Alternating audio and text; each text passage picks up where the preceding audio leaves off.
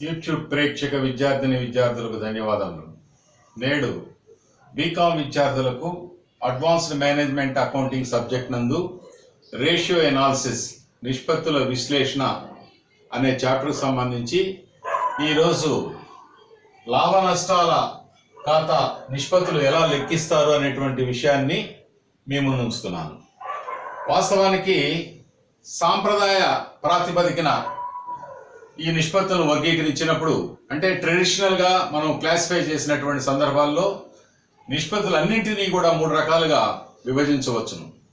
ఒకటి లాభ నష్టాల ఖాతాకు సంబంధించిన నిష్పత్తులు అంటే profit and loss account ratios, ఆస్తిప్పులు బట్టి సంబంధించిన నిష్పత్తులు అంటే బ్యాలెన్స్ షీట్ రేషియోస్, తర్వాత మిశ్రమ నిష్పత్తి అంటే మిక్స్డ్ రేషియోస్ అని చెప్పి మొత్తము నిష్పత్తులన్నింటినీ కూడా 3 రకాలుగా విభజించవచ్చు.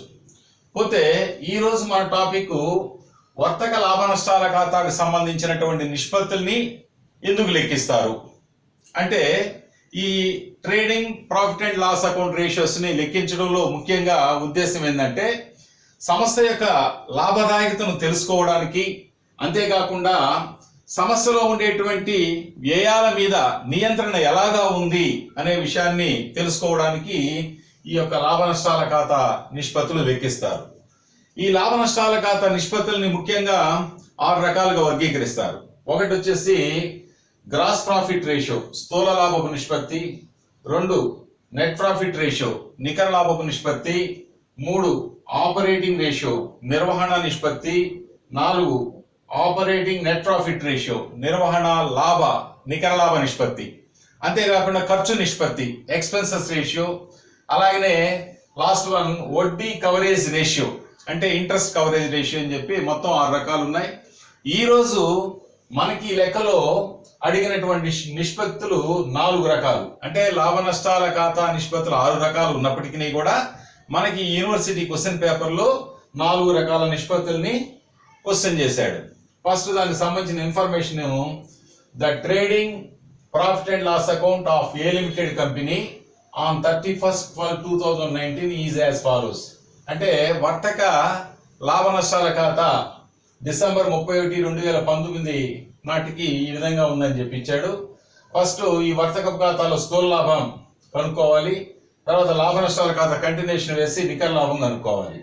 అంటే కనుక్కోవడం అంటే క్వశ్చన్ పేపర్లు ఇచ్చేసాడు వాడే. అంటే వర్తక ఖాతాలు ఏమి ఇచ్చాడో చూడండి. ప్రారంభపు సరుకు 2 కొనుగోళ్లు, 2 వేతనాలు, 2 ఫ్యాక్టరీ ఎక్స్పెన్సెస్, తర్వాత బై సేల్స్ అమ్మకాలు వచ్చేసి నగదు అమ్మకాలు, క్రెడిట్ అరువు అమ్మకాలు 2 కలిపి 20 లక్షలు ఇచ్చాడు. బై క్లోజింగ్ స్టాక్ 6 లక్షలు ఇచ్చాడు. ఇప్పుడు క్రెడిట్ వైపును కొడితే 26 లక్షలు. 26 లక్షల్లో ఈ యొక్క ఖర్చులన్నీ తీసేస్తే స్థూల లాభము 5 లక్షలు వచ్చింది. ఈ స్థూల లాభాన్ని గ్రాస్ ప్రాఫిట్ ని క్యారీ డౌన్ తేల్చి నిల్వ, దీన్ని నెక్స్ట్ లాభ నష్టాల ఖాతాకు ఫార్వర్డ్ చేస్తాం.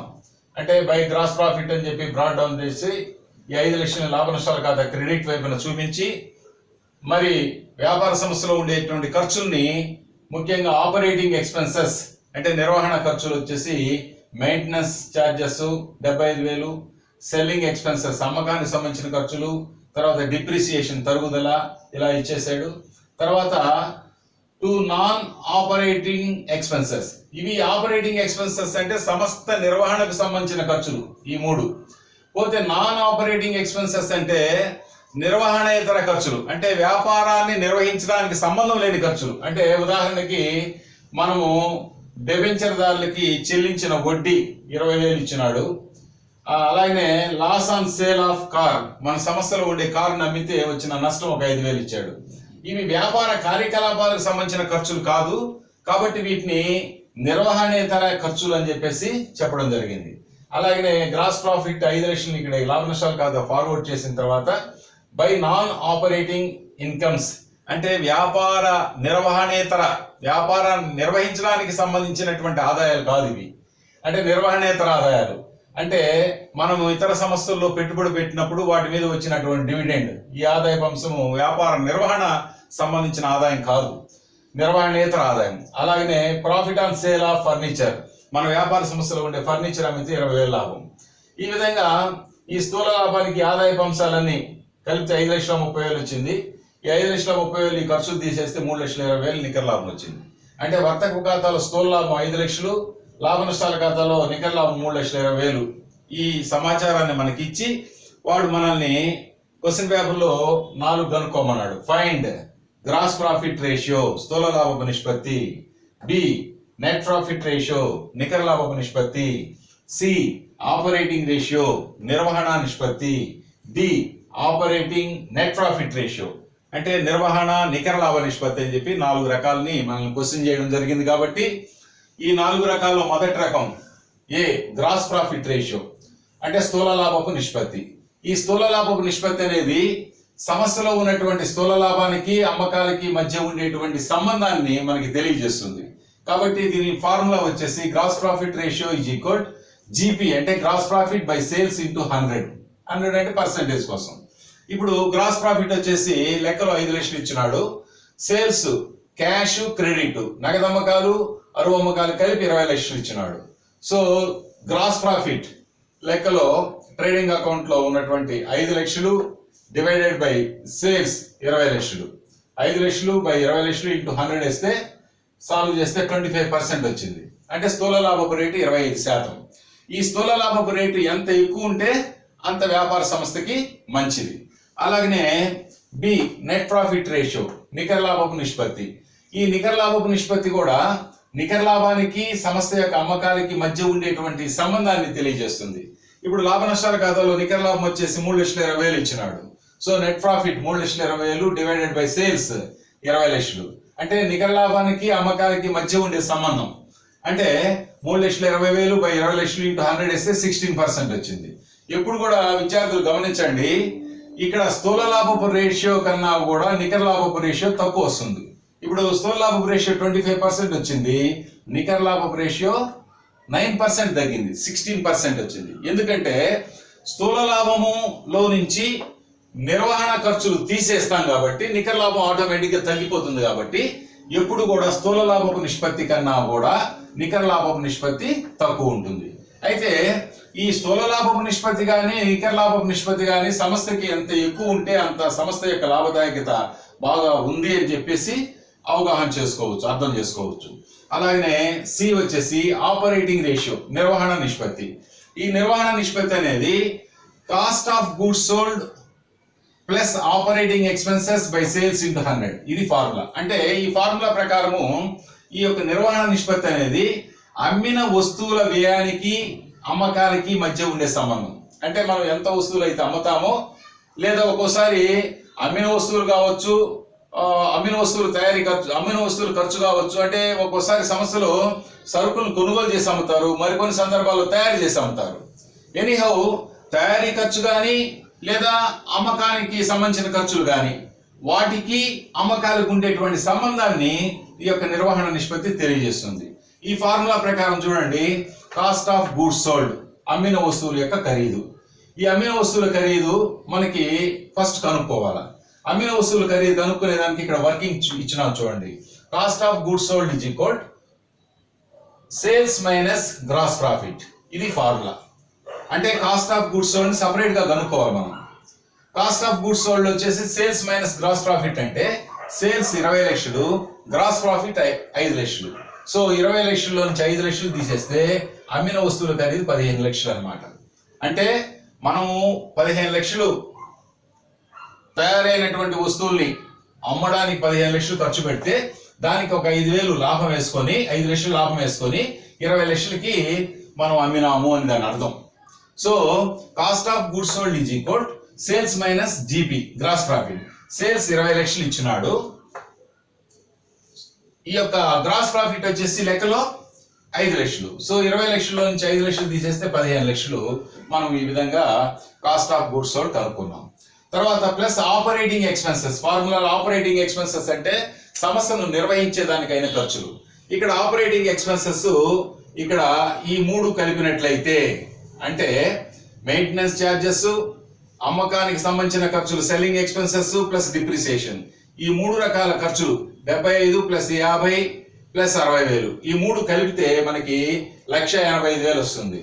So cost of goods sold 15 లక్షలు ప్లస్ ఆపరేటింగ్ ఎక్స్పెన్సెస్ ఈ మూడింటిని కలిపితే 1,85,000 డివైడెడ్ బై సేల్స్ వచ్చేసి 20 లక్షలు ఇంటూ 100 వేస్తే ఇప్పుడు చూడండి 15 లక్షలు ప్లస్ 1,85,000 మొత్తం 16,85,000 డివైడెడ్ బై 20 లక్షలు ఇంటూ 100 వేస్తే 84.25 వచ్చింది. ఎప్పుడు కూడా నిర్వహణ నిష్పత్తి అనేది వీలైన కాడికి తక్కువ ఉండేటట్టుగా చూసుకోవాలి. అంటే నిర్వహణ ఖర్చుల్లో నియంత్రణ అనేది, కంట్రోలింగ్ అనేది ఈ యొక్క యాజమాన్యము చూసుకోవాలి. అంటే నిర్వహణ ఖర్చులు వీలైన కాడికి తగ్గించినట్లయితే లాభాలు ఎక్కువ వస్తాయి. కాబట్టి ఈ నిర్వహణ నిష్పత్తి ఇప్పుడు 84.25 వచ్చింది. జనరల్ గా ఈ యొక్క మేనేజ్మెంట్ అకౌంటెంట్ ఎక్స్పర్ట్స్ ఏం చెప్తారంటే 75 to 80% ఉండాలా, దానికి మించకుండా చూసుకోవాలంటారు. 75% నుంచి 80% మధ్యలో ఉంటే మంచిది. ఇక్కడ 84.25 అంటే కొంత బ్యాడ్ పొజిషన్, నిర్వహణ ఖర్చుల మీద అజమాయిషి లేకుండా పోయింది, కంట్రోల్ లేకుండా పోయింది అనేటువంటి విషయం మనకి స్పష్టంగా అర్థమవుతుంది. ఎప్పుడైతే నిర్వహణ ఖర్చుల యొక్క నిష్పత్తి, నిర్వహణ రేషియో పెరిగితే ఆటోమేటిక్గా సంస్థ యొక్క లాభాలు తగ్గిపోతాయి. కాబట్టి ఎటువంటి పరిస్థితుల్లో కూడా నిర్వహణ నిష్పత్తి వీలైన కాడికి తగ్గించేదానికి తక్కువగా ఉండేటట్టుగా చూసుకోవాలి. అంటే 75 to 80% మించకుండా మనము చూసుకోవాలి. తర్వాత నెక్స్ట్ లాస్ట్ వన్ వచ్చేసి ఆపరేటింగ్ నెట్ ప్రాఫిట్ రేషియో, అంటే నిర్వహణ నికర లాభ నిష్పత్తి. ఈ నిర్వహణ నికర లాభ నిష్పత్తి అనేది నిర్వహణ లాభాలకి అమ్మకాలకి మధ్య ఉండేటువంటి సంబంధాన్ని తెలియజేస్తుంది. ఇప్పుడు చూడండి, ఈ నిర్వహణ నిష్పత్తి మీరు 84.25 వచ్చింది కదా, ఈ యొక్క నిర్వహణ ఖర్చు పెరిగిందంటే సమస్య యొక్క లాభం తగ్గిపోతుంది. అంటే ఇప్పుడు చూడండి 100 మైనస్ ఆపరేటింగ్ రేషియో, ఇది ఫార్ములా. ఆపరేటింగ్ నెట్ ప్రాఫిట్ రేషియోకి 100 మైనస్ ఆపరేటింగ్ రేషియో. 100 అంటే ఇప్పుడు అమ్మకం ధర 100 రూపాయలు, ఆపరేటింగ్ రేషియో దాదాపు 84 రూపాయలు 25 పైసలు ఖర్చు అయింది అనుకో. ఇప్పుడు అమ్మితే వచ్చిన డబ్బు 100 రూపాయల్లో 84 రూపాయలు 25 పైసలు ఖర్చులు తీసేస్తే ఇంకా 15 రూపాయలు 75 పైసలు లాభం అవుతుంది. అంటే 15.75% వస్తుంది. అంటే 100 మైనస్ ఆపరేటింగ్ రేషియో. ఈ 100లో నుంచి, అంటే అమ్మకపు ధరలో నుంచి నిర్వహణ నిష్పత్తి 84.25 గాని తీసేసినట్లయితే 100 మైనస్ ఆపరేటింగ్ రేషియో 100 మైనస్ 84.25 తీసేసినట్లయితే 15.75 అనేది సంస్థ యొక్క నిర్వహణ నికర లాభ నిష్పత్తి అని చెప్పొచ్చు. అంటే ఎప్పుడు కూడా ఆపరేటింగ్ రేషియోకి ఆపరేటింగ్ నెట్ ప్రాఫిట్ రేషియోకి లింక్ ఉంటుంది. ఆపరేటింగ్ రేషియో పెరిగిందంటే, ఈ నిష్పత్తి పెరిగితే లాభాలు తగ్గిపోతాయి, ఈ నిష్పత్తి తగ్గితే లాభాలు పెరుగుతాయి.